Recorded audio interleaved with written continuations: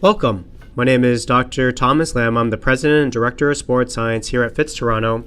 Today we're going to be talking about the hockey triad, what it is, and how to prevent it. So to get started, we're going to take a camera, insert it into the hip joint, and see what we see. So if we do this, you're going to be able to see a femoral head. When you look inside of the hip joint, you're going to be able to see a nice pinky healthy tissue, which is the cartilage that lines all of our joints. So you're seeing the hip joint surface itself. Above it, you're seeing a white fibrous tissue that also is cartilage. It's called the labrum, and it's a special type of cartilage which helps deepen joints. Now, if you compare this left image with this image over here on the right, they're very, very different. Basically, one is ideal, one is severely damaged. The nice pink cartilage is now being replaced with fissures and cracks. It looks horrible. The bony overlay through here looks like it's eroded and severely damaged. And if you try to find the labrum, it's going to be very, very difficult. So the unfortunate thing is this image here probably represents about actually all of the hips of a hockey player that's undergoing surgery. The first question would be, hopefully, it's like, how the heck did this even happen? The way that this typically happens is through a bony change called femoroacetabular impingement. And what that is normally this is an ideal joint or an ideal hip, and it actually starts to react to the forces that are being applied at various different places to either create what's known as a cam deformity, which is when you look at the head, which is here, and the neck, it's a change in the femoral head-neck interface such that the femoral neck-head interface, instead of being this shape, really kind of grows and reacts to become much larger. Otherwise, it could be a pincer deformity where the hood or the acetabular hood actually creates like a beaking or an outpouching. Many cases, so it could either be a cam or it could be a pincer. Femoroacetabular could either be one or the other, but in many cases it's actually mixed or both. Now you can imagine that if this is how your hip joint was, what would the implications be from a range of motion perspective? Yeah, you'll probably expect any one of these type of things to be able to happen. So let's kind of like go through each of them. So this bony change creates a reaction that can kind of accelerate and increase the chances of arthritis. It'll lead to decreased mobility. And it's not just at the hip because, our bodies are very much interconnected. So if you have a loss of range of motion in one particular area, it's going to spill or ripple over into impact other areas in our bodies. It'll also lead to decreases in strength, and both a decrease in mobility and strength will lead to a decrease in performance, right? How much stride length will you be able to achieve? How much force were you going to be able to put through the hip joint? There also have some reflexive changes that take place within the muscles about the hip. They'll be compromised as well. Pain will also be an impact, or will be a cause of all these reactive changes, ultimately leading to missed practices, games, and opportunities, and ultimately hockey performance and potential. Now, how common is this? Now, when we take a look at research from NHL hockey players to Pee-wee to junior players from various different countries in Canada, in Sweden, and in the US, we see that at least 70% of all elite hockey players demonstrate structural changes that take place within the hip or femoroacetabular impingement. Now, this is pretty interesting. Of that 70% that was diagnosed radiographically either through MRI or through X-ray, 20% of NHLers revealed that their hip, their low back, or their groin is actually bothering them. Now, here's the one thing to really keep in mind. They were asked in a questionnaire if they had any symptoms in those particular areas. So right off the bat, you must be thinking, hey, wait a second, are they going to be answering honestly? Because if they're going to be entering an NHL training camp, perhaps their opportunity would be lost if they reveal that they're actually symptomatic. So keep that in mind. 20+% of the 70% experience some symptoms, but those that actually revealed symptoms, 50% of those will actually, in sometime in the next 5 years, undergo surgery. So that's pretty significant, something to really make note of. Now, I'm sure you're asking yourself, okay, how in the world did this happen? How did 70% of elite hockey players actually start developing this type of problem? Now, the answer isn't when they start to experience symptoms, but way before then. It happens actually during puberty.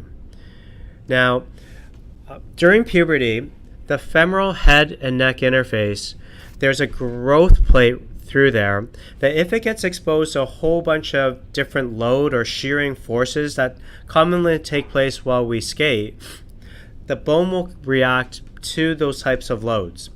Now, what determines the load that takes place into the growth plate? It's going to be how often an athlete will skate, how much rest that they have, but more importantly than that, it's the amount of motor control that they possess. So if they can't quite control their single leg stance, or they don't have ideal skating mechanics, that's going to dramatically increase the amount of load or shearing type of forces that will take place into a metabolically active area, which is the growth plate, causing it to react more. So I'm going to show a graph to illustrate this point. Now, if we had ideal motor control and ideal skating mechanics, and ideal motor control would be we can squat properly, we have good single leg control, we can hop and stick and land properly. If we can do those ideally, this is the amount of load that the growth plate in the hip would experience.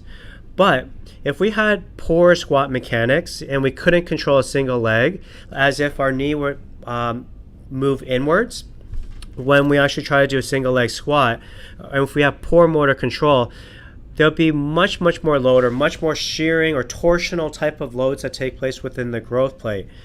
So it's important to appreciate that the amount of load is based on the amount of exposure, the number of times that we skate, but it's also based on our control.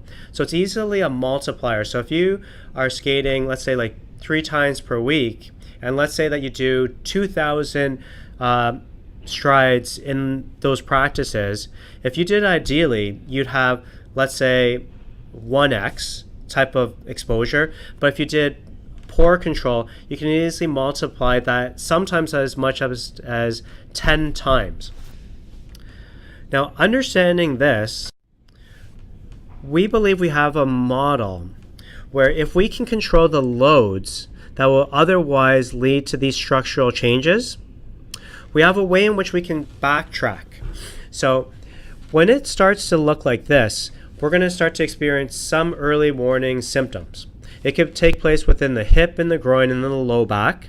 But if we even go before the symptoms and we look at how the body actually controls itself, what we're going to be able to do is hopefully correct the motor control errors before they become symptoms and stop the process, that bony reaction. Now, I have to have a really important disclaimer. This is an idea. This is a thought. Don't necessarily know whether or not we're going to be able to, just through the identification of signs and correcting that, that's not going to progress to reactive changes that take place within the hip. But what I'm pretty confident about is that it's definitely going to be able to dramatically reduce the symptoms in those areas. And that's going to be huge, because then that's ultimately going to help our athletes have increased mobility, increased force production, their skating mechanics will be dramatically improved, and they're going to be able to realize their true potential. So, an early warning, ouches and symptoms are really early warning symptoms for ourselves. So if we experience a strain in the hip flexor or adductor, pain in the low back or the groin, pain while we skate, it gives us like we know what type of path that we're on, or we know that we're looking at the end of a tunnel and we see a bright light. Unfortunately, the bright light is really a train. This is what we know. this is what's likely to happen in many cases, is that we're going to have these reactive type changes. We want to stop this from happening. So symptoms are really the result of a load, which is dependent on the amount of exposure times our motor control beyond tissue capacity. And if you're gone through the hockey triad screen, we tested all of the factors that actually influence the amounts of load. So what we ended up doing was we have a checklist, and we wanted to evaluate the motor control of the athlete. We looked at their single leg control, we looked at the single leg hop, we looked at their reactive hop, and we looked at their ability to squat as well. We examined their hip range of motion, and we performed what's known as a hip grind. Basically what we do is we take the hip, we position the athlete on their back, we bend their hip to 90 degrees and as well as their knee, and then we try to grind out the joint to be able to see if there's any sensitivity within the tissues around the joint.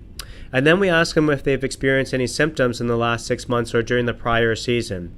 Based on all of that, we produce a report. And there's 3 zones within the report that help structure our recommendation. So in zone 1, we look at motor control, and we look at squat control in the depth, single leg control, knee control, and how well they're able to control a reactive drop hop as well as a reactive hop.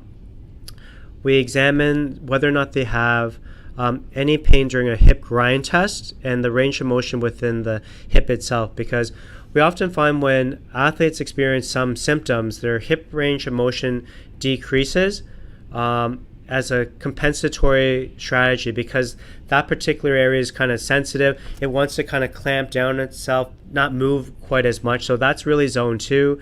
And we also have a questionnaire whether or not there's any type of pain in the low back, a tissue strain within the hip adductor, hip flexor, or groin itself, and if there's any type of hip pain during the past 6 months or during the year.